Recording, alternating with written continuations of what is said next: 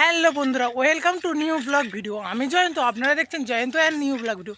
আজকে যাচ্ছি ডাক্তারখানায় ওষুধ আনতে। টাকা তো নিয়ে নিয়েছি, চলো ডাক্তারখানায় গিয়ে দেখ। আচ্ছা বন্ধুরা, বলো তো ওষুধটা কার জন্য আনতে যাচ্ছি? ওষুধটা আনতে যাচ্ছি আমার মায়ের জন্য। আমার মায়ের প্রচণ্ড দাঁতটা যন্ত্রণা করছে। কী করবো বলো, আমার মায়ের 3টে দাঁত তুলে এসেছে, তাও দাঁতটা যন্ত্রণা করছে। আমার মা দিনে 3 থেকে 4 বার দাঁত মাজে, খাওয়ার পরেও দাঁত মাজে, তাও দাঁতটা যন্ত্রণা করে। তোমাদের কাছে কোনো সলিউশন থাকলে বলো।